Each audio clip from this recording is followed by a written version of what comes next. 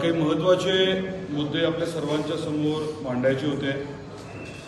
आपल्याला कल्पना आहे की भारतीय जनता पार्टीने धाराशिव शहरातल्या प्रत्येक घरामध्ये आवर्जून भेट देण्याचा कार्यक्रम केला होता आणि या डोर टू डोर कॅम्पेनच्या माध्यमातून आम्ही नागरिकांबरोबर बसून चर्चा केली होती।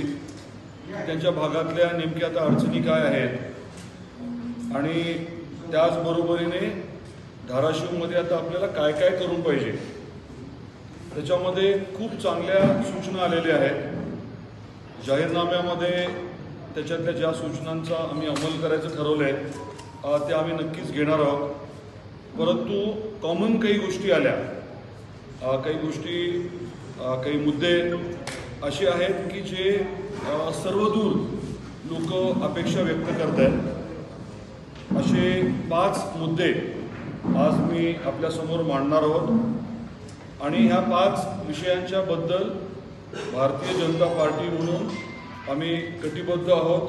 हे 5ही मुद्दे, 5ही विषय लवकरात लवकर अतिशय योग्य पद्धतीने मार्गी लावण्याच्या बाबतीत आम्ही निर्धार केलेला आहे।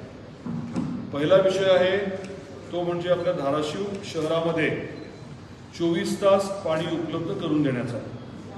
आजची परिस्थिती आपल्याला कल्पना आहे आणि आपल्यातले 30च्या पेक्षा जास्त वयाचे काय आहेत का?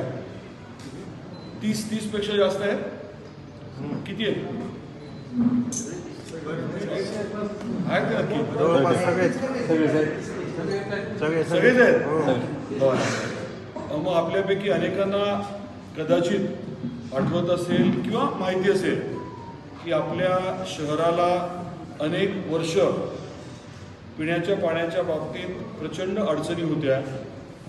तेरणावरनं पाणी तर आपण आणलंच होतं, परंतु परिस्थिती बिकट होत गेल्यामुळे आपण रुईभरवरनं आणलं, आपण म्हणजे डॉक्टर पद्मसिंह पाटील साहेबांनी अगदी रायगव्हाणवरनं आणलं आणि एक परिस्थिती अशी देखील उद्भवली जेव्हा आपण चोराखळी आणि आंबेहोळवरनं 100 टँकरने पाणी आपल्या शहरात आणायचो। स्वाभाविकच आहे की तेव्हाची परिस्थिती आता राहिलेली नाही आहे आणि त्याचं मूळ कारण हे की आदरणीय डॉक्टर पद्मसिंह पाटील साहेबांनी उजनी धरणामध्ये धाराशिव शहराच्या पिण्याच्या पाण्यासाठी आरक्षण करून घेतलं आणि मग UIDSSMT योजनेच्या माध्यमातून आपण केंद्र सरकारची मदत घेऊन, राज्य सरकारची मदत घेऊन, MIDCची मदत घेऊन आपण ती योजना जी आहे ती पूर्ण केली।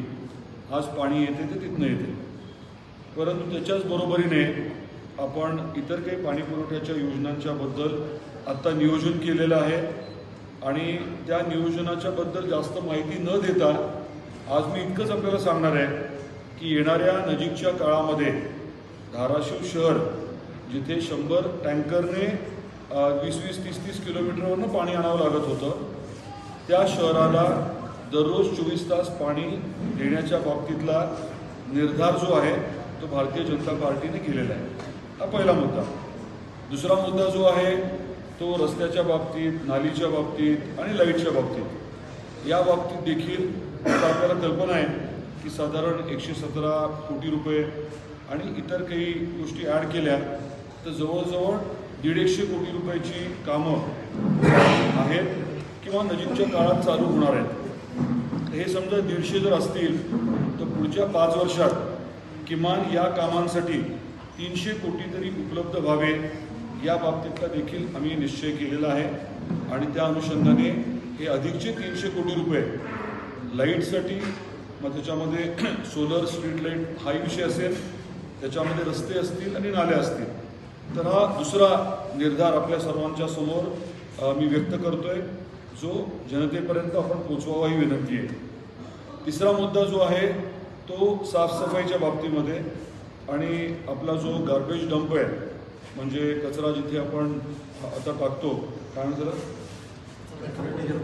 बस कचरा डेपो, डम्पिंग ग्राउंड म्हणा, कचरा डेपो म्हणा, तर आम्ही हा निर्धार केला आहे की साफसफाईच्या बाबतीमध्ये अतिशय अद्ययावत असं इक्विपमेंट, साधन सामुग्री जी आहे ती आणली जाईल, त्याचा वापर केला जाईल आणि कचरा कलेक्ट केल्यानंतर रोजच्या रोज त्याच्यावरती प्रक्रिया होईल, जेणेकरून हे डम्पिंग ग्राउंड किंवा कचऱ्याचे ढीग किंवा डोंगर साचलेत हा सर्व विषय इतिहास जमा होईल.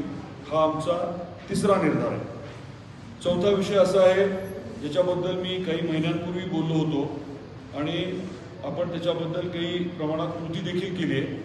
4-4 कोटीचे 2 बगीचे आपण साधारण आपल्या शहरामध्ये मंजूर करून घेतलेत. आता नमो उद्यानच्या माध्यमातून 1 कोटीचा अजून एक बगीचा होतोय. आम्ही असा निर्धार करतोय की पुढच्या 5 वर्षामध्ये 25 कोटी रुपये हे आम्ही केवळ उद्यानांसाठी, केवळ उद्यान आणि वृक्ष लागवड या अनुषंगाने 25 कोटी रुपये येणाऱ्या 5 वर्षामध्ये आणण्याचा आमचा निर्धार राहील. आणि धाराशिव शहर हे मुबलक पाणी आणि मोठ्या प्रमाणात बगीचे असलेलं शहर करण्याचा आम्ही निश्चय केलेला आहे.